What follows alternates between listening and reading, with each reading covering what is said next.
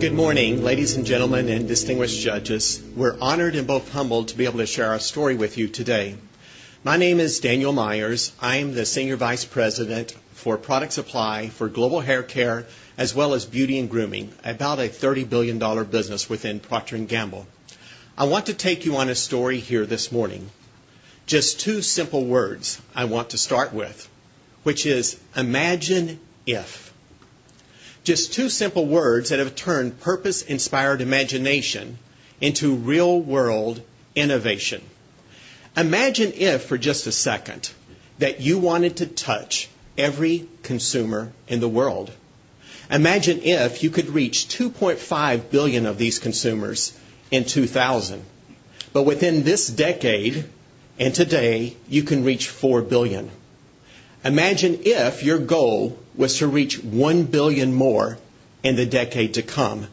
And ultimately, all 7 billion of the world's consumers. Now imagine if the consumers live everywhere. In the most sophisticated markets of North America and Western Europe, the huge, beautiful cities of Asia. But also imagine if the consumers lived in the poorest areas of China, India, Central and Middle Eastern Europe, and the Middle East, where they have no running water and the closest store is 3 hours away. Imagine if your goal was to have your brands everywhere, on the shelf, hanging from the kiosk, where consumers want them, buy them, and need them. Imagine if there were 59,000 supply chain colleagues who were working to reach, and only 59,000, 7 billion people. They are responsible for P&G's award-winning recognition as one of the top 5 supply chain companies in the world and number 1 in our industry. These colleagues manage 145 production plants, 300 distribution centers, over 300 contract partners who manufacture for us, and 500 distinct global supply chains, and our products are distributed in 180 countries. Imagine if you could provide solutions to manage this complexity and improve the efficiency and execution to keep costs low and value high for the consumers and to be able to fund reaching them. The solution delivers breakthrough reductions in inventory and, importantly, time, so there's more agility in our global supply chain. The solutions fuel our growth. Last year, we removed $1.5 billion in cash, which we have reported to Wall Street, with $500 million of that due to changes in our base operations of inventory levels. The rest is accounted for in material pricing, commodities, and exchange rates. Imagine doing this while greatly increasing the complexity in the number of individual stocking units. And on top of that, at the same time, you were given the challenge of integrating the largest acquisition in the world in our industry, that being Gillette. And you were asked to do that in record time. It's 5 times bigger than anything you've ever taken on in your company, and you're asked to do it in 1/4 of the time of any acquisition that had ever been done. Imagine our journey over this decade. We began with applying inventory models that optimize each individual stage of this complex supply chain. We're going to then cover P&G's more complex supply chains, where multi-echelon inventory optimization software is used to minimize cost, time across our end-to-end operations. We're going to see the significant impacts of each of these in the company, and more importantly, how we're utilizing them to reach 1 billion more consumers in the next decade. You're going to hear testimonials from the most senior leadership, my colleagues within Procter Gamble, who will share with you perspective on how meaningful these tools have been and how finally the people of Procter Gamble, our most valued asset, enable all of this to happen today, every day, where we touch 4 billion people. Now let's begin this journey and hear from our chairman of the board, our chief executive officer, Bob McDonald, on how operations research has driven purpose-inspired imagination. At Procter Gamble, our purpose is to touch and improve consumers' lives. It's why P&G people join the company and come to work every day. It's why P&G partners collaborate with us.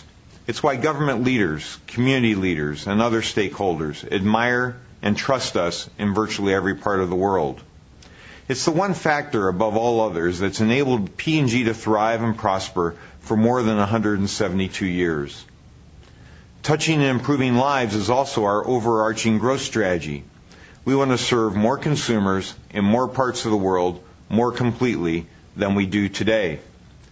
This is both inspiring and challenging. It's inspiring because we all want to be part of an institution that's making a difference in the world. But it's challenging because the environment in which we operate is more volatile, uncertain, chaotic, and ambiguous. P&G is on its way to becoming a $100 billion global company, but we need to operate with the speed and the agility of a $10 billion company. If we are to fulfill our purpose, we'll need to be flatter, faster, and simpler. We'll need to be networked globally and digitized from end to end.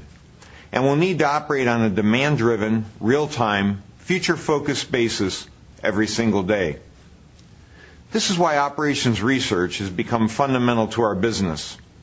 I was first introduced to OR while a student at West Point, and I was surprised to find so little OR capability at P&G when I joined the company in 1980. Since then, we've worked very hard to develop operations research as a critical capability and to integrate it into our business. Increasingly, we're finding that OR can be a significant source of competitive advantage for our company and for our brands. When we combine operations research with P&G's scale capabilities, we innovate faster, execute better, and accelerate growth.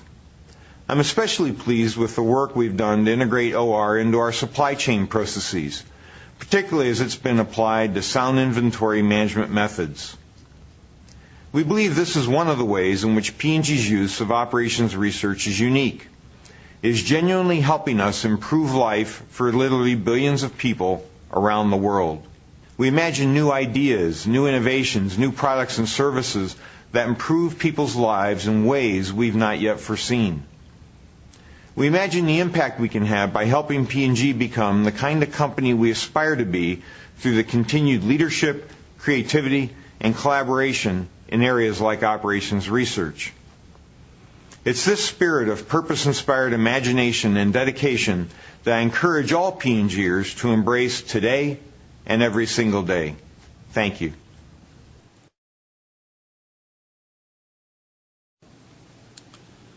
Years ago, a P&G operations researcher wondered, imagine if we were able to leverage our online visibility to P&G's daily orders and use statistical methods to better manage our company's inventory. Through careful adoption of probability-based methods and the dynamics of consumer goods company supply chains, and the innovative use of spreadsheet technology, substantial improvements in inventory investments are possible.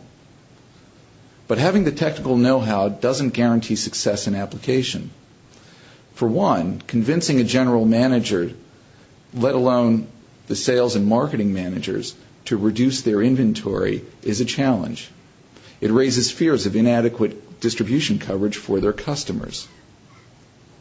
The convincing argument is that we can safely lower inventory to minimize cash investment and to minimize holding, handling, and obsolescence costs. And at the same time, we can improve responsiveness to customers and increase the agility to introduce new innovative products to the market.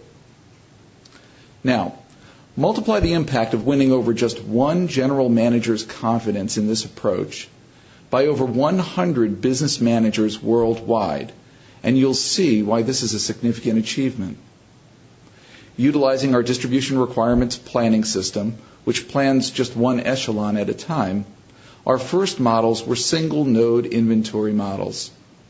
These quantified the various inventory components such as safety, cycle, and pipeline stocks, and also reflected real-world constraints such as shipping calendars and production changeovers.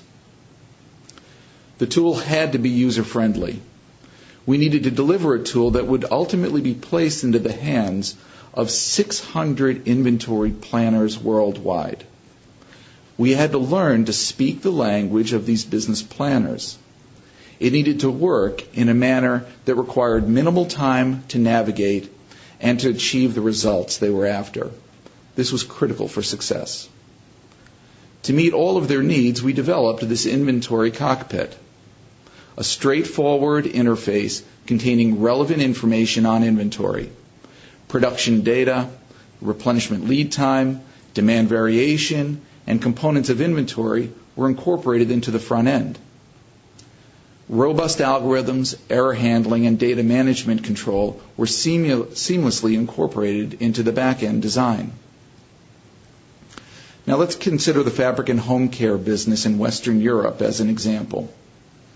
This business unit was one of the first to adopt our inventory models. Inventory was reduced substantially since the implementation of demand-driven supply planning. Over the decade, a 30% reduction in total inventory was achieved. At the same time, customer service improved, at first dramatically, but importantly, it was sustained with remarkably reduced inventories. Inventories managed specifically by these single-stage models. Not shown in this chart, but equally important to note, is that the product assortment more than doubled during the same time period, from 2,500 items to over 5,000. Similar improvements have also been realized in other business units and in other parts of the world, as shown here. To achieve this, scale was the breakthrough to success of these models. Scale and adaptability to multiple types of supply chains across all geographies and businesses.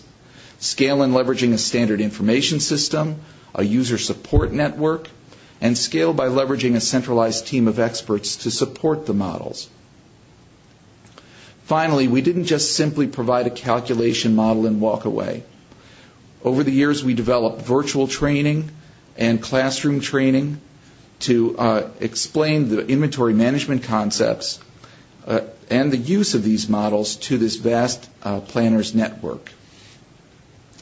Over time, our basic single echelon model was extended to support inventory target setting in diverging distribution networks, in the retail environment up to the shelf, and on raw and packing materials. Finally, a very recent innovation is a model to determine the inventory build prior to launch of a new product. Now, we're aware that our models did not deliver these results just by themselves. The work processes implemented by the inventory planners created a common language and an operating procedure that increased the capabilities of our planners. Planners gained insights into what makes an inventory system perform the way it does and how to make it work better. In essence, we've raised the analytical IQ of the planning organization through the use of these models. These results, applied so effectively, are the reason why I'm so proud to lead an operations research group here at P&G. They stay connected to our businesses and are constantly changing and expanding these businesses. And I'm also proud to help provide the means to stay relevant and, in fact, thrive in a constantly changing world. And our group's innovation continues. Our group continues to identify new and innovative ways to do modeling in inventory and in other areas. Now imagine if meeting global consumer needs required tens of thousands of product offerings. An important step forward is the successful adoption of multi-echelon inventory methods in our most complex supply chains. Let's hear more of the story from the president of the female beauty business, Jenna Drosos, on how we applied these techniques in this $35 billion business unit. Our beauty and grooming business is a large and growing part of Procter Gamble, and also somewhat unique. We represent about a third of the company's net sales and billion-dollar brands, and we also represent about half of P&G's inventory. Higher inventory isn't unique to P&G Beauty. It results from the challenging nature of the beauty business itself. We are impacted by fashion trends, and are highly driven by news and innovation, resulting in shorter product life cycles and higher product turnover. We serve an enormous range of global consumer needs across product categories, from Clairol hair color to Gillette shave care to Dolce & Gabbana fragrances. Within categories, in Olay skincare from hand lotions to anti-aging treatments, and across sizes in a wide range of retail formats. For example, a 1/6 ounce packet of Pantene in Asia high-frequency stores to an 80-ounce club size in the U.S. Meeting all of these global consumer needs requires tens of thousands of product offerings. Individual beauty products tend to have higher dollar values than consumer staples like paper towels. Thus, our inventory tends to be more expensive. And lastly, individual beauty items generally have lower purchase frequencies, driven by their lower daily usage rate and discretionary nature. So this makes inventory optimization a critical focus for P&G Beauty, to free up cash to reinvest in growing our business and to maximize value for consumers and shareholders. Now, we at P&G are an analytical crew, focused on continual improvements to make our operations better and faster and cheaper. We rely to a high degree on our operations research talent to lead the way in providing tools to optimize our inventory investment end to end, from materials planning to customer trade stock. The multi-echelon inventory optimization toolset you are about to see is a real breakthrough in P&G Beauty. We are proud to lead the company in its implementation. P&G inventory savings from Optient already exceed $100 million, and we expect to double this over the next several years. We look forward to leveraging this valuable asset further to bring even more benefit to all of P&G's business. Imagine it is the beginning of the decade.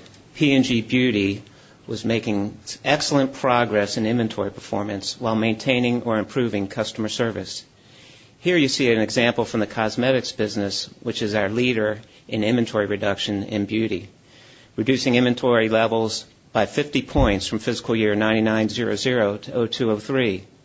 Key drivers included the single-stage toolset that Glenn just previously reviewed, as well as improved information and planning systems and increased supply chain capabilities.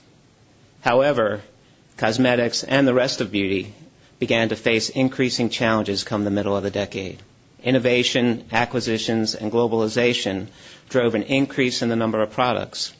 Product life cycles decreased as the rate of innovation accelerated.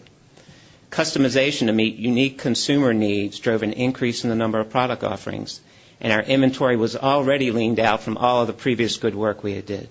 So further inventory reduction became really tough, and our inventory, as you can see in this chart, began to plateau. Imagine if we had the tool set that we could use to solve the beauty care challenge. The tool we found is multi-echelon inventory optimization. This flower diagram shows which supply chains benefit the most from ME. On each petal, as you move toward the center of the flower, you get more value from multi-echelon. The more complex the business in terms of number of stock keeping units, the more value. The more complex your supply chain is, you get more value. More variability means more value opportunity. So basically, more complexity means more to optimize, means more value. More complexity is what P&G Beauty is all about. Our approach to using multi-echelon tools is what we call a closed-loop process. Basically, this consists of a tactical approach where we first configure the existing supply chain in the tools and then use the tools to optimize the inventory strategy to get the most value out of that existing supply chain design. Then we utilize the tools to strategically redesign the supply chain to create a new value curve. Then we continue back around the loop. This is a screenshot of one of the initial cosmetics multi-echelon supply chain models and the planner who managed it, Byron Alvarez. Byron owns one of the more complex models, having about 8 echelons, 4,000 nodes, and 15,000 arcs, from raw materials through intermediates to finished goods at distribution centers. In our initial beauty implementation in cosmetics, you see in the top chart that via tactical use of the tool, we were able to achieve a 7% total inventory reduction. And then utilizing that strategic approach, identified another 4% reduction in opportunity. You see in the bottom graph that implementation of multi-echelon tools reignited our inventory reduction and continue to allow us to maintain our excellent customer service. These tools are still fueling inventory improvement today. So how did our ME tools get the reduction in cosmetics? By optimizing the safety stock placement and levels in the supply chain, shifting it from materials and finished goods back into work in process, which resulted in some significant inventory dollar reductions. Imagine if we could double the inventory reductions that we have already seen through application of these tools. Now let's listen to perspective on the impact of ME on the greater beauty supply chain. Here's Vice President, Product Supply, Female Beauty and Prestige, Alex Blanco. Driving out inventory costs in beauty requires the implementation and the integration of the right tools, information systems, work processes, and skills. We rely heavily on our internal operations research experts and on external partners like Optient to help apply these tools to our supply chains. These tools and work processes have been a breakthrough in beauty. After completing a successful pilot in cosmetics, we have implemented multi-echelon in over 85% of our global supply chains, from Pantene shampoo in Iowa City, Iowa, to Hugo Boss fragrances in the UK, to Olay skincare in China. The ongoing work process has our supply chain planners updating these models on a regular frequency, ensuring that inventories remain optimized at all times. Our supply chains are very complex, with tens of thousands of materials flowing into multi-tiered manufacturing and distribution systems. However, each of these supply chains is seeing total dollar inventory reductions of 3 to 10% that are directly attributed to the multi-echelon tool set. These are huge reductions on top of reductions previously achieved with single-stage tools, and they are freeing up tens of millions of dollars in cash to reinvest in our business. And this is not the end of our journey. These tools are also serving as a springboard for continued improvement as we leverage the more strategic what-if capabilities to design or redesign our supply networks and operating policies. We anticipate that fully leveraging this capability could as much as double the inventory reductions we have already seen. As Alex mentioned, we have now implemented ME tools across the globe in over 85% of the beauty business. The 31 models that we've implemented have varying levels of complexity depending on the specific business and specific geography where they're located. And I want to emphasize that getting them in place, these models in place, and utilizing them and training the individuals involved is a significant achievement, especially at a rate of 1 model per month over the last 2.5 years. Just to give you a few examples, here's an example of a 5-echelon tactical implementation in our Shiga, Japan skincare business. To make the model a little easier to view, I've stacked the 3,000 individual item nodes on top of each other at each location. Here's another tactical implementation in our European fragrances business based in Seaton, United Kingdom. This is an example of a strategic implementation, so you strategically using the tool set to redesign one of our global beauty supply chains. Here we are looking at various design options, settling on the one you see here, with global supply of raw materials from Asia, global supply of the 2 work-in-process items from Ireland and China, and then regional final assembly and distribution. This global redesign, yielded significant cost and inventory reduction, 30% in cost, 60% in inventory. Using the ME tool set allowed us to easily configure, analyze, and determine the size of the prize for all the different options we were looking at, settling on the one that we chose here. And finally, as we executed our beauty ME implementations around the world, it was important to provide a support and resource structure in order to ensure full adoption and full leveraging of the tool set. Basically, we have key users in each of our sites that own a supply chain model and the work processes around it. They collaborate with market and site planners to ensure that the model is accurate. A product supply multi-echelon leader for each geographic region supports these key users and owns any region's specific customization of the toolset. Then we have a global owner who sets overall direction. All of this is supported by our IT resources. As you can see, the models have changed the way we do our work and yielded excellent results. Now I'm going to turn it over to two of our North American planners who are going to talk about the benefits and what they see as achievements in their specific segment of the beauty business. The use of the Opti multi-echelon tools has allowed us to achieve around a 30% safety reduction as well as a 7% overall inventory reduction, which equates to around $4 million in savings.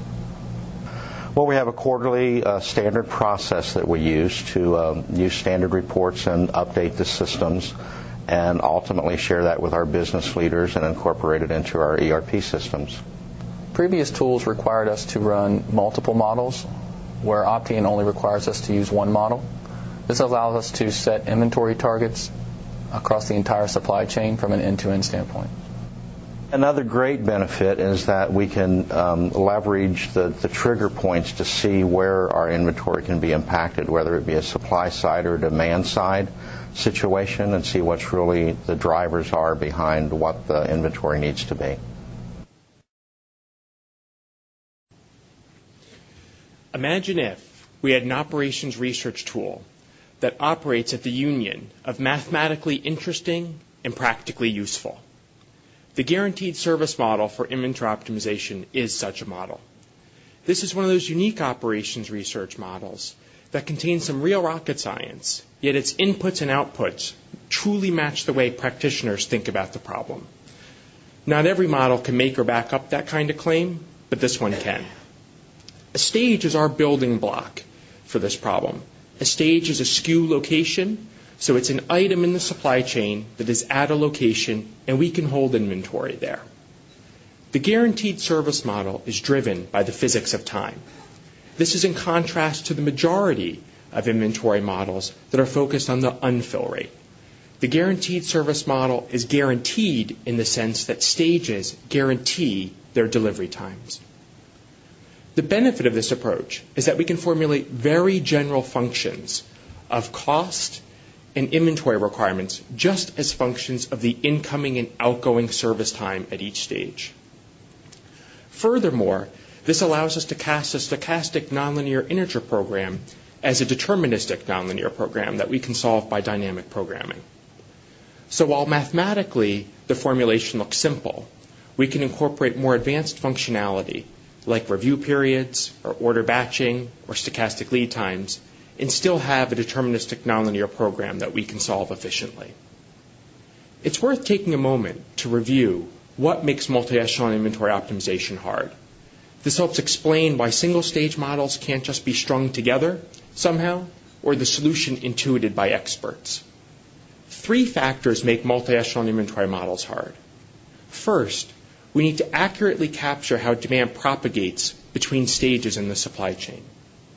Second, we need to capture how changes in net replenishment time affect other stages. Third, we need to properly reflect how cost accrues across the entire supply chain.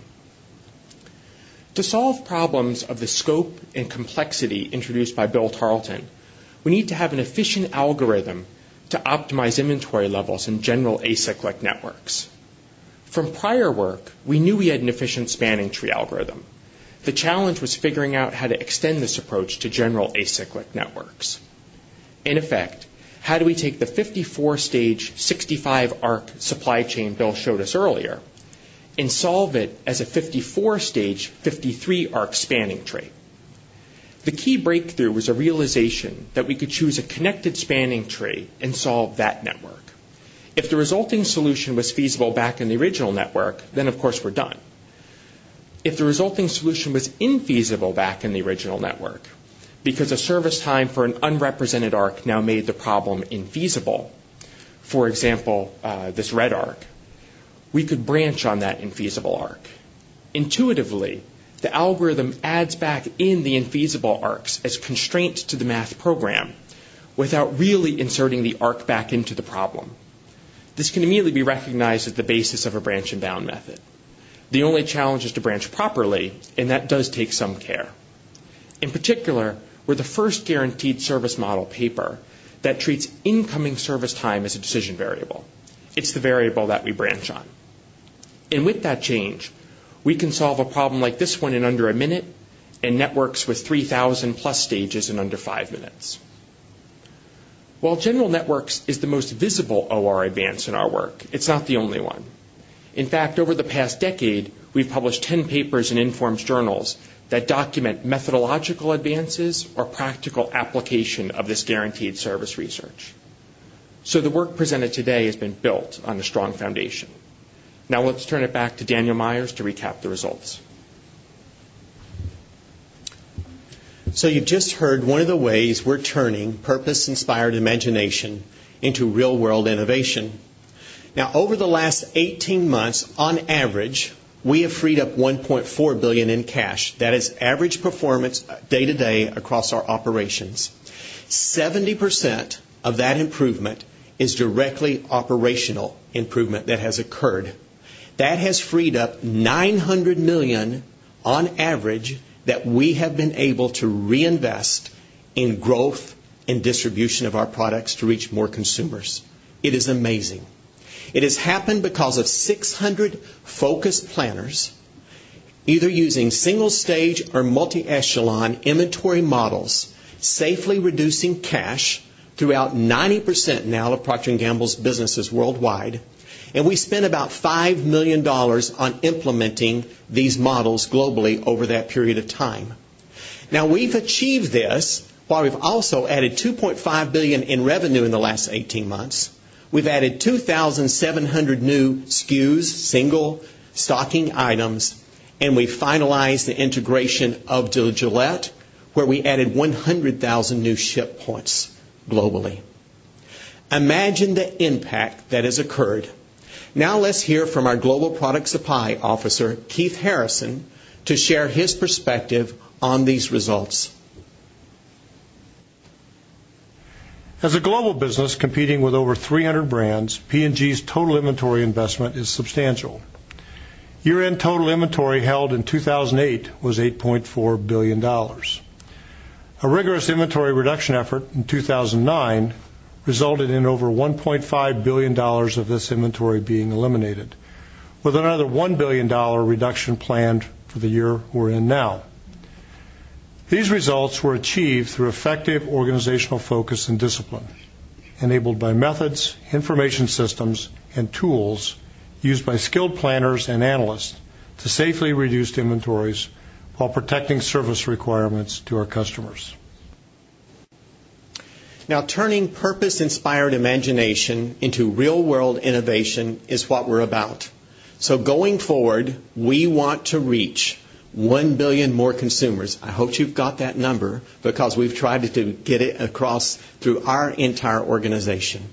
We do it by fueling the operational effectiveness, freeing up cash, reducing our costs, so that we can reach new consumers like India, where I've spent almost a month in the last 6 months alone, where our goal this next year alone is to add 1 million additional kiosks for product availability. That 1 million more kiosks will allow us to reach 500 million new consumers in India alone over this next decade. To achieve these operational results, we will continue to need operations research-based tools like we've shared with you today.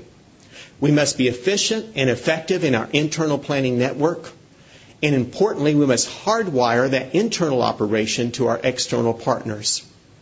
We've got to utilize the internal networks of P&G's operations because they're critical to our success. It is largely a tribute to these people around the world, their quality and dedication that have led to the results that we have the honor to share with you today. We've only begun to imagine what's possible here. While we're currently best in class in our industry, we have a lot of opportunities. a great opportunity ahead of us by investing in technology and operations research, developing the capability in all 59,000 colleagues in the supply chain so we can reach and grow all the way to the 7 billion consumers. P&G people will continue a 170-year tradition that started with making candles for consumers so that we can touch consumers' lives around the world more completely by asking one simple question: imagine if.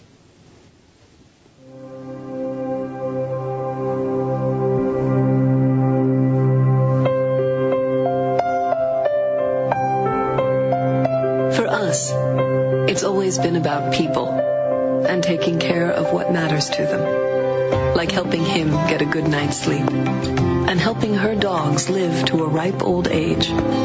She'll feel beautiful. He'll be more confident. She'll feel better. In small but meaningful ways, each of these lives is a little better because of each of us.